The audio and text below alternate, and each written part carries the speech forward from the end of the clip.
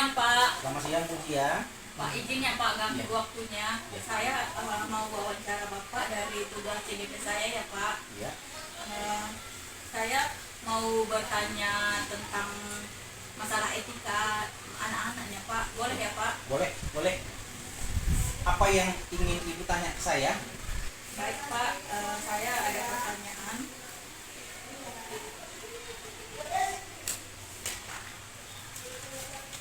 Begini Pak, selama ini bagaimana Bapak dapat mengidentifikasi kasus-kasus yang merupakan dilema etika atau bujukan moral? Baik, hal-hal yang saya lakukan dalam mengidentifikasi mana kasus-kasus yang termasuk kasus dilema etika maupun bujukan moral. Yang pertama saya lihat dulu jenis kesalahannya atau jenis permasalahannya, karena seharusnya kita harus bisa melihat mana jenis kasus yang masuk ke dilema etika atau bujukan moral itu dari segi kasusnya. Apakah ada unsur benar versus benar, atau ada juga unsur masalah yang bisa dikategorikan masuk salah versus benar. Artinya harus betul-benar bisa kita identifikasi masuk kemana jenis masalahnya. Jadi itu yang saya lakukan pertama. Baik Pak, berarti Bapak melihat dulu ya Pak ya, Iya. jenis kesalahan seperti apa gitu ya Pak. Ya. Baik Bapak, yang kedua ini, selama ini bagaimana Bapak menjalankan pengambilan keputusan sekolah, terutama untuk kasus-kasus di mana ada dua kepentingan yang sama-sama benar atau sama-sama mengandung nilai kebajikan. Oke, baik.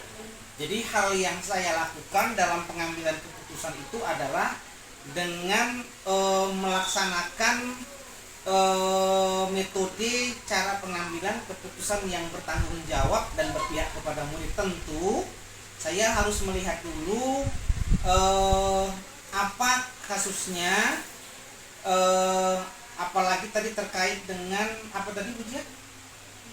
Dilema etika. Jadi dilema etika bagaimanakah yang dilanggarnya? Tentu nanti saya harus melihatnya dari sintaks.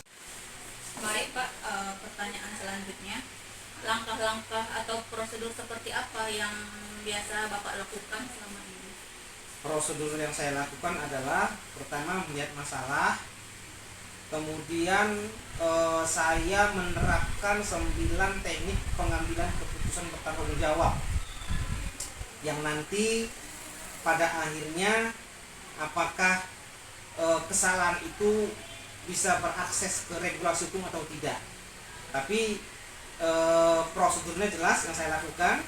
Saya akan menerapkan bagian-bagian sintaks dari pengambilan keputusan yang bertanggung jawab. Jadi tidak serta-merta kesalahan itu saya langsung ambil keputusan. Demikian Bu. Berarti Bapak dalam prosedurnya mengambil 9 langkah teknik itu ya Pak ya? Iya, iya. Baik Bapak. Pertanyaan selanjutnya, hal-hal apa saja yang selama ini Bapak anggap efektif dalam pengambilan keputusan pada kasus-kasus dilema etika? Hal-hal efektif yang saya dapatkan dalam pengambilan keputusan dilema etika itu bahwa di dilema etika itu ada unsur benar versus benar. Jadi ketika suatu keputusan diambil dan itu menguntungkan dia karena ada di situ benar versus benar, maka saya ini sebagai pengambil keputusan telah memberikan keputusan yang baik, dan yang orang melakukan kesalahan pun berakibat baik juga. Itu Bu yang saya lakukan. Baik Bapak, berarti Bapak mengambil unsur versus benar gitu ya Pak ya? Iya, iya, iya. Baik Bapak, selanjutnya, apakah Bapak memiliki sebuah tata cara atau jadwal tertentu dalam sebuah penyelesaian kasus dilema etika? Apakah Bapak langsung menyelesaikannya di tempat atau memiliki sebuah jadwal untuk menyelesaikannya? Bentuk atau prosedur seperti apa yang Bapak jalankan? Jadi ketika saya menemukan sebuah kasus, tapi kasusnya itu atau masalahnya itu berbentuk unsur dilema etika, saya tidak serta-merta mengambil keputusan saat itu juga.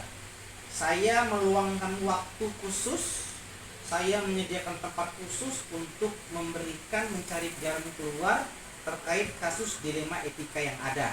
Karena sejatinya dilema etika itu adalah benar versus benar, bukan salah versus benar. Artinya kembali kepada saya yang mengambil keputusan akan memberikan keputusan yang bertanggung jawab yang baik pada orang yang saya putuskan juga menjadi keputusan yang baik buat dia. Jadi saya tidak serta-merta mengambil keputusan, saya harus pikirkan pelan-pelan, saya harus luangkan waktu, saya harus memikirkan prosedur yang tepat cara memutuskannya. Itu dari saya. Memikirkan cara memutuskan ya Pak ya? Ya, benar. Tidak bisa langsung. Tidak boleh langsung memutuskan pada saat itu. Pak. Selanjutnya, hal apa saja yang selama ini merupakan tantangan dalam pengambilan keputusan pada kasus-kasus dilema etika Pak? Tantangan terbesar itu yang sering saya dapatkan adalah terkadang kasus dilema etika itu menjadi samar, menjadi benar versus salah. Nah, dia menjadi tersamarkan. Artinya tetap saya tidak bisa memutuskan langsung. Saya harus identifikasi dulu benar-benar apa bagian terbesar dari dilema etika. Tetap kasusnya itu dengan menggunakan prinsip pengambilan keputusan yang bertanggung jawab. Apapun jenisnya tetap itu menjadi patokan saya. Jadi sekali lagi hati-hati bahwa kadang-kadang dilema etika ini menjadi tersamarkan sehingga dia menjadi kadang-kadang menjadi rujukan moral. Demikian Bu.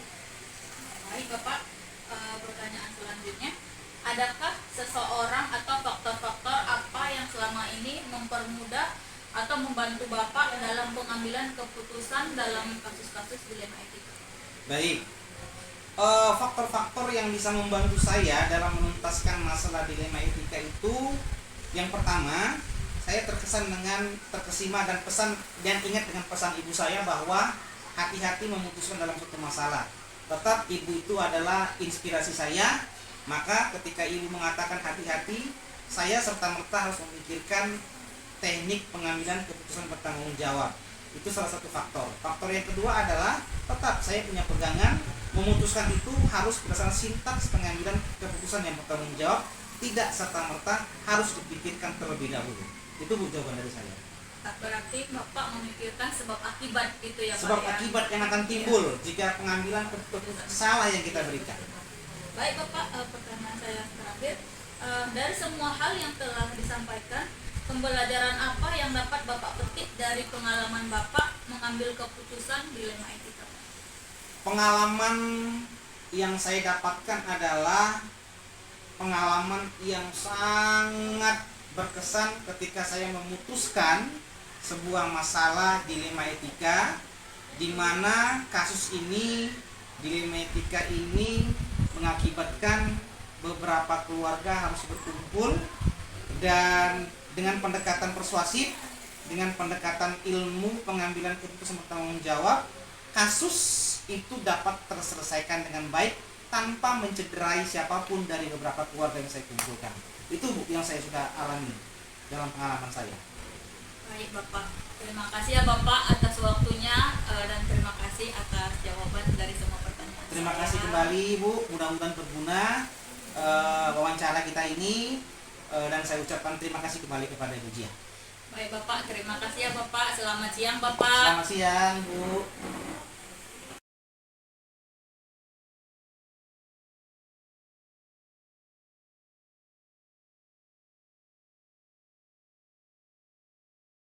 Permisi Bu. Maaf ya Bu mengganggu. Saya ini ada tugas dari CGT saya, ingin wawancara Ibu Kepala Sekolah. Kira-kira Ibu ada waktu Bu? Ada, silakan. Baik Ibu, terima kasih Ibu. Kita mulai aja ya Bu ya. Untuk mempersingkat waktunya, saya ingin bertanya kepada Ibu, selama ini bagaimana Ibu dapat mengidentifikasi kasus-kasus yang merupakan dilema etika atau bujukan moral? Sebagai pimpinan di sekolah ini, seringkali saya menghadapi kasus dilema etika atau rujukan moral. Cara yang saya gunakan untuk mengidentifikasikan kasus-kasus dan memahami kasus-kasus tersebut. Dan untuk memahami kasus-kasus tersebut, saya harus berkomunikasi dengan pihak yang terlibat.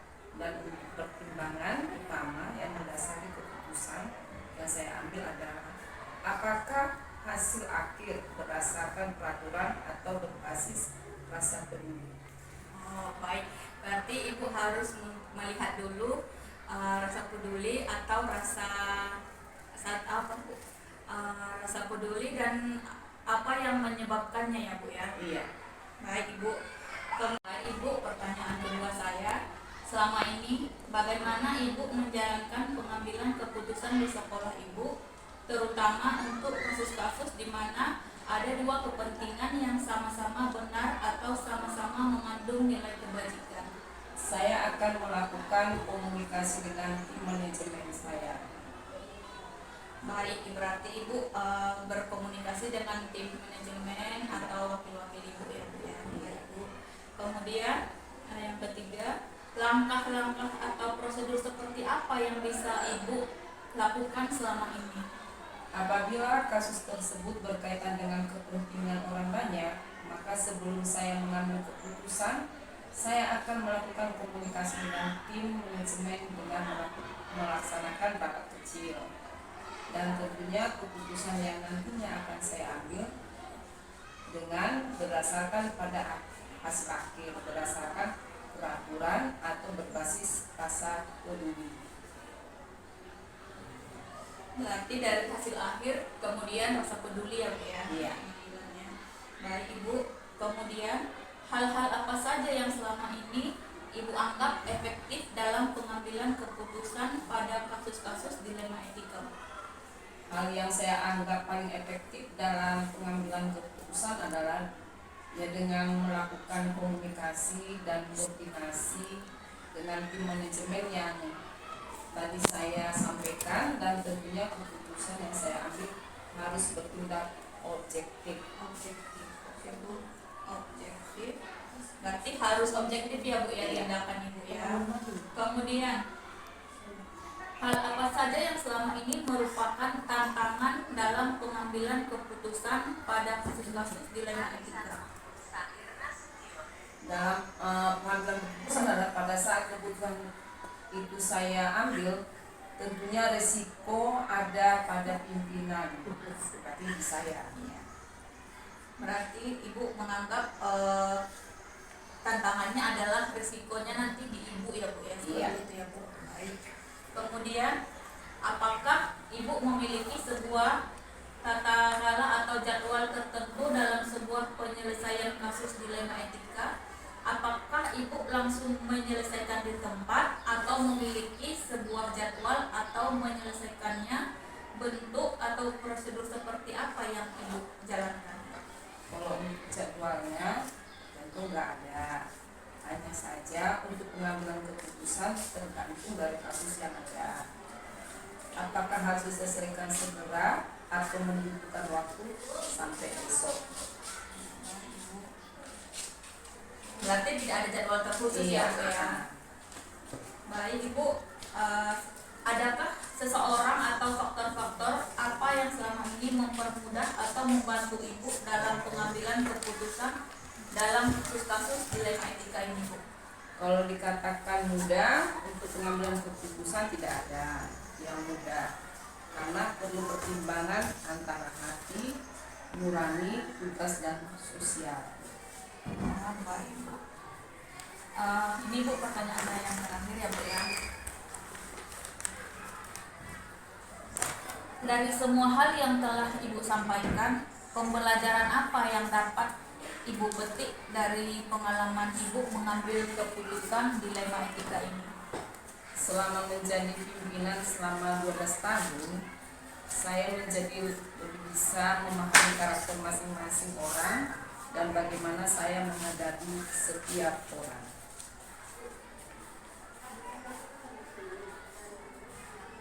Berarti Ibu udah sangat lama ya Bu menjadi seorang pemimpin ya Bu. Berarti sudah banyak lah Ibu menemukan kasus-kasus seperti itu ya Bu ya dilema etika ini.